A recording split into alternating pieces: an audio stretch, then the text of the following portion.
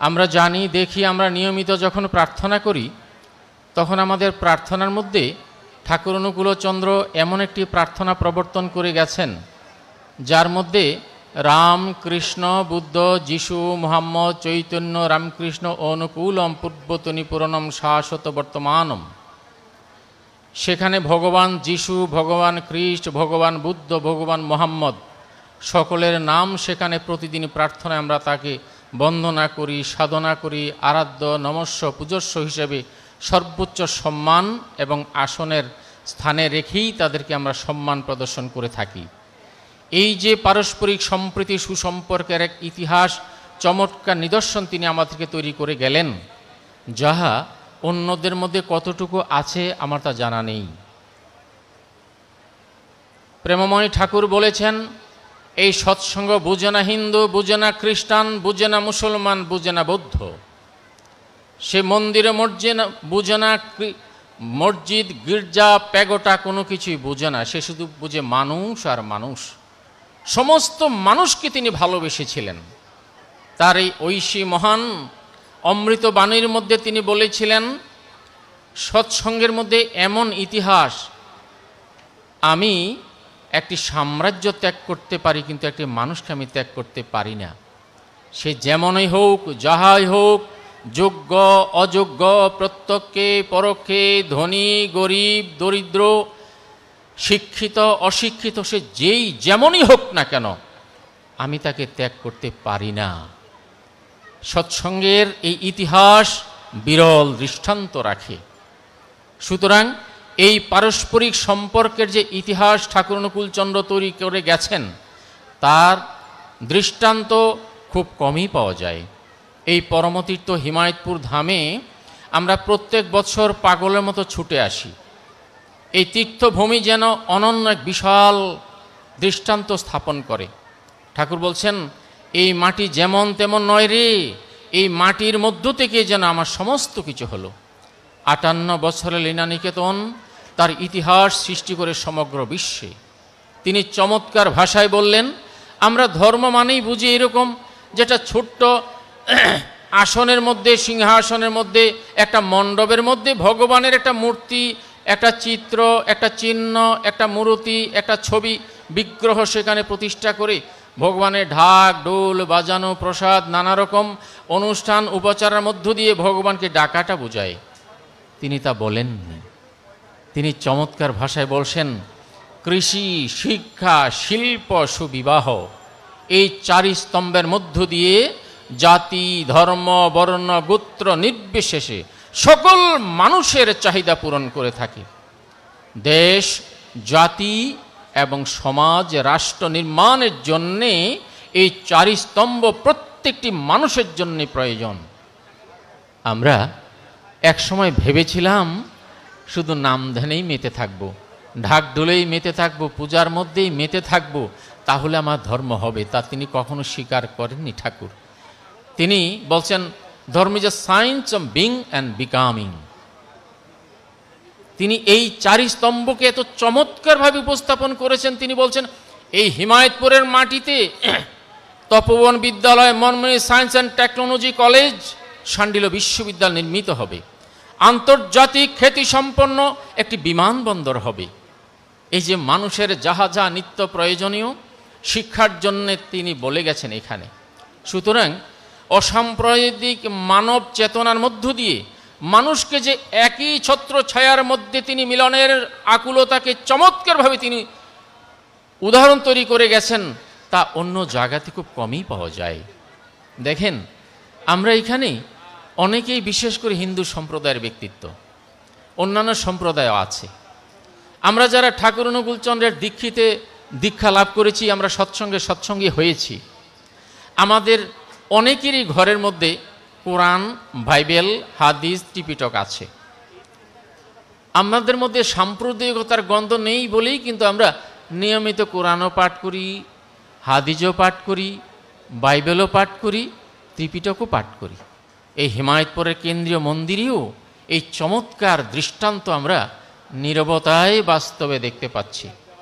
সুতরাং এই মানবতার, মানবীয় গুণাবলীর এই চমৎকার মিলনের এক যে অত্যন্ত দৃষ্টান্তমূলক বন্ধন তিনি তৈরি করে দিয়ে গেছেন, তা অন্য কোথাও কতটুকু আছে বলে আমি জানি না। কিন্তু শুধু ভক্ত সজ্জন, আমরা প্রত্যেক বছর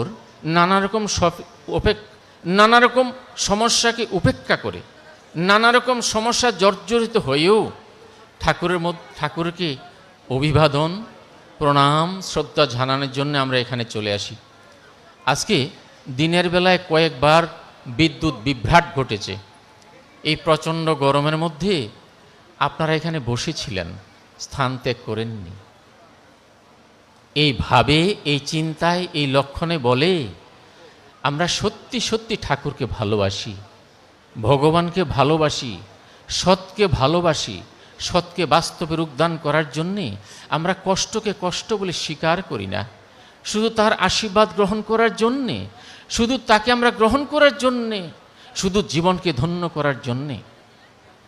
বিশ্বকবি রবীন্দ্রনাথ ঠাকুর বলেছিলেন, চিনিলাম আপনারে আঘাতে আঘাতে, বেদনায় বেদনায় সত্য যে কঠিন, কঠিনেরে ভালোবাসিলাম সে কখনো করে না বঞ্চনা।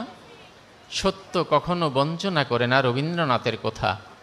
স্বামী বিবেকানন্দ বলেছিলেন, আমি সত্যের জন্য সব কিছু ত্যাগ করতে পারি, কিন্তু সব কিছুর জন্য সত্যকে ত্যাগ করতে পারি না। আমার প্রভু পুরুষোত্তম ভগবান শ্রী শ্রী ঠাকুর অনুকূলচন্দ্র তার সত্যানুসরণের ক্ষমা সহিষ্ণুতা অধ্যায়ে তিনি চমৎকার ভাষায় বলেছেন, তুমি পিতার জন্যে সত্যের জন্যে দুঃখ ভোগ করো, অনন্ত শান্তি পাবে। শান্তি পাবে বলেননি, অনন্ত শান্তি পাবে। সুতরাং এই প্রেম, এই ভালোবাসা, এই পরস্পরের চমৎকার মিলন বন্ধনকে আমরা প্রতি বৎসর কয়েকবার একত্রিত হই। সুতরাং আপনাদের এই আশা যেমন জীবনে ধন্য হয়। এখানে এসে অনেকেই তো কষ্ট পাচ্ছেন, নানা রকম কষ্ট পাচ্ছেন। আনন্দবাজারে গেলেও প্রচণ্ড গরম, এখানে বসে থেকেও গরম। গরমকে উপেক্ষা করেই তো আমরা পাগলের মতো চলে আসছি এখানে, শুধু একটি উদ্দেশ্য, ভগবানের উদ্দেশ্যে আমরা। কারণ আমরা যখন মৃত্যুবরণ করব তখন আমরা তার কাছেই যেতে হবে। এক থেকে পৃথিবী সৃষ্টি, আবার একের মধ্যেই সর্বশেষ গন্তব্য এবং মিলন সেখানে সংকুচিত হয়, অনুষ্ঠিত হয়। তিনি বলছেন, ঈশ্বর এক, ধর্ম এক, প্রেরিত পুরুষগণ একই বার্তাবাহী। সুতরাং ঈশ্বর এক, ধর্ম এক। যারা ধর্মকে বিভেদ করে, মতের মধ্যে মতানৈক্য তৈরি করে, বোঝা যায় তাদের মধ্যে ধর্ম নেই। ঠাকুরের ভাষায় তিনি বলছেন, যারা ধর্মের কথা বলে কিন্তু পালন করে না, তাদেরকে ধর্মকথক বলা হয়। আর যারা ধর্মের কথা যেমন বলে তেমনই করে, তাদেরকে বলা হয় ধার্মিক। সুতরাং ধার্মিকরা কখনো বিভাজন করেন না, ধার্মিকরা কখনো ভাগাভাগি করেন না, ধার্মিকরা কখনো হিংসা করেন না, নিন্দা করেন না, কপটতা করেন না। তারা শুধু ভালোবেসে যান। আর তারই সূত্র ধরে প্রধান একটি চমৎকার সূত্র ঠাকুর অনুকূলচন্দ্র আমাদেরকে শিখিয়ে দিয়েছেন, ভালোবাসা টান কর্মে আনে সফলতা, জীবনে উত্থান। ভালোবাসা টান কর্মে আনে সফলতা, জীবনে উত্থান। পারিবারিক সুখ, শান্তি, সমৃদ্ধি আনয়নের জন্যে পরস্পরের মধ্যে ভালোবাসার যখন ঘাটতি ঘটে, ভালোবাসার যখন অভাব ঘটে, তখনই সেখানে ঝগড়া, বিবাদ, পরস্পর সম্পর্কের অবনতি ঘটে। স্বামী স্ত্রীতে ঝগড়া হয়, ছেলে পেলে ঝগড়া হয়, ভাই বোনে ঝগড়া হয়, পাড়া প্রতিবেশী ঝগড়া হয়। তখন সেখানে বুঝতে হবে আমার মধ্যে ধর্মের গন্ধ নেই, আমার মধ্যে ধর্মের গন্ধ নেই। ভগবান যিশুকে যখন দুটো হাত এবং দুটো পায়ের মধ্যে গাছের সাথে প্যারাগ মেরে তাকে হত্যা করার চেষ্টা হত্যা করেছিল, তার দু হাতের মধ্যে প্যারাগ মেরেছিল গাছের সাথে, অজস্র ধারায় তার হাতের থেকে রক্ত বিচ্ছুরিত হচ্ছে, তার বুকের মধ্যে বল্লম দিয়ে তাকে আঘাত করা হয়েছিল। তবু প্রেমের ভগবান যিশু বলেছিলেন, হে ঈশ্বর তুমি তাদেরকে জ্ঞান দান করো, হে ঈশ্বর তাদেরকে মুক্তি দাও, হে ঈশ্বর তুমি তাদেরকে ভালোবাসার জ্ঞান দান করো। তিনি আঘাতে কাতরাচ্ছেন, অজস্র ধারায় তার রক্ত বিসর্জিত হচ্ছে। তারপরে প্রেমের যিশু একবার অভিশাপ দেননি, নিজের কষ্টের দিকে তাকাননি, নিজের দেহের দিকে তাকিয়ে যাননি। নিজের বুক, দুই পা, দুই হাত দিয়ে রক্তের দ্বারা বর্ষিত হচ্ছে, ওই দিকে তার লক্ষ্য নেই। তিনি ওই দুষ্টদেরকে মুক্ত করার জন্যে স্রষ্টার কাছে, ঈশ্বরের কাছে প্রার্থনা করেছিলেন। এই হচ্ছে প্রেমের দৃষ্টান্ত।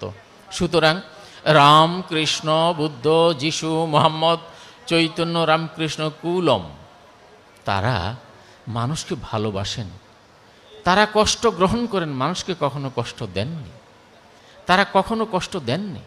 কিন্তু শুধু ভক্ত সজ্জন, আজকে বলতে কষ্ট হয় যারা এই হিমায়তপুরের পরম তীর্থকে নিয়ে বিকৃত ব্যাখ্যা দেয়। এই পরম তীর্থ, এই তীর্থে তিনি তার এই মহাপ্রাণের পূর্বে পর্যন্ত তিনি চিৎকার করে কান্না করেছিলেন, তোরা আমাকে হিমায়তপুরে নিয়ে চল, তোরা আমাকে মায়ের কোলে নিয়ে চল, আমার এই পরম তীর্থে তোরা আমাকে নিয়ে চল। তিনি পাগলের মতো হন্যে হন্যে করেছিলেন এই হিমায়তপুরের মাটিতে আসার জন্য। আর এই হিমায়তপুরের মাটিকে আজকে বিকৃত ব্যাখ্যা দিয়ে তাদের বৃত্তি, রিপু, প্রবৃত্তি চরিতার্থ করার জন্যে, তাদের আত্মসাত্য প্রতিষ্ঠা করার জন্যে হিমায়তপুরের প্রতি তাদের বিকৃত ব্যাখ্যা আসে, হিমায়তের প্রতি অশ্রদ্ধা আসে। আজকে অনেকেই শুনি এই হিমায়তপুর ইষ্টভীতি পাঠান না। এই হিমায়তপুর ঠাকুর অনুকূলচন্দ্র অবিচ্ছেদ্য অঙ্গ। যারা ঠাকুরকে ভালোবাসেন তারা হিমায়তপুরকে ভালোবাসেন। তার ষট স্তম্ভের একটা স্তম্ভে তিনি বলেছেন, প্রতি বৎসরের ন্যায় ন্যায্য সামর্থ্য সংকুলান থাকিলে তোমার প্রিয় পরমের এই তীর্থস্থানে একবার নত যেন অভিনন্দন জানাতে কুণ্ঠিত করি না, ভুল করিও না। সুতরাং যার সমস্ত অস্তিত্ব হিমায়তপুর, যার 58 বছরের লীলানিকেতন হিমায়তপুর, যার মুখে, কথায়, ভাষায়, আলোচনায়, তার সমস্ত দর্শনে হিমায়তপুরের গুণ কীর্তন করেছিলেন, হিমায়তপুরে ভালোবেসেছিলেন, পরম তীর্থ, মহাতীর্থ বলে মন্তব্য করেছিলেন, সে হিমায়তপুরকে আজকে যারা নানা রকম কথা বলে, মনে খুব কষ্ট হয়। সুতরাং আপনারা কষ্ট করে এসেছেন ঠাকুরকে প্রণাম করার জন্যে, হিমায়তপুরকে ভালোবেসে, ঠাকুরকে ভালোবেসে, কষ্টকে উপেক্ষা করে এসেছেন। ভালো খাওয়ার জন্যে নয়, সুখের জন্যে নয়, শান্তির জন্যে নয়, আনন্দের জন্যে নয়, শুধু ঠাকুরকে একটু প্রণাম করার জন্যে, একটু প্রসাদ পাওয়ার জন্যে, নিজের জীবনকে ধন্য করার জন্যে। সুতরাং শুধু ভক্ত সজ্জন, আজ উৎসব আছে, আগামীকালকে উৎসব চলবে। সুতরাং এই দুটো দিন একটু কষ্ট হলেও শৃঙ্খলার মধ্য দিয়ে একটু সবাই সব দিকে লক্ষ্য রেখে এই সময়টা অতিক্রম করে আগামী দিনগুলি যাতে আমরা আরও সুন্দর, সুশৃঙ্খল এবং সমষ্টি পরস্পরের মেলবন্ধনের মধ্য দিয়ে তাদের আরও এগিয়ে নিতে পারি, এই হিমায়তপুরের কর্ম সৎসঙ্গ আন্দোলনকে আরও এগিয়ে নিতে পারি, এই চিন্তা চেতনা নিয়ে আগামীকাল সকাল 9টায় সম্মানিত শ্রদ্ধেয় ঋত্বিকদের সমন্বয়ে ঋত্বিক কার্যালয়ে ঋত্বিক পরিষদের মিটিং উপস্থাপিত হবে সকাল 9টায়। সম্মানিত ঋত্বিক, প্রতি ঋত্বিক যারা আছেন ওই সঙ্গে সদস্যতা সবাইকে উপস্থিত থাকার জন্য বিশেষভাবে অনুরোধ করা গেল। পাশাপাশি আগামীকাল সকাল 11টায় আমাদের দ্বিতলে হলরুমে ঋত্বিক, যাজক, অধ্বর্য সম্মানিত সকলের সমন্বয়ে ঋত্বিক সম্মেলন অনুষ্ঠিত হবে বেলা 11টায়। সেখানে উপস্থিত থাকার জন্যে সকলকে অনুরোধ জানিয়ে আপনাদের সুখ, শান্তি, সমৃদ্ধি, আনন্দ, সুদীর্ঘ জীবন, সুস্বাস্থ্যময়, কল্যাণময়, পারিবারিক শান্তি, সামাজিক শান্তি, সমস্ত শান্তি নিজের বর্ষিত হোক, এই প্রার্থনা প্রভুর চরণে রেখে আপনাদের সকলকে, আমার ঠাকুরকে আবার চরণে প্রণাম নিবেদন করে জয় গুরু।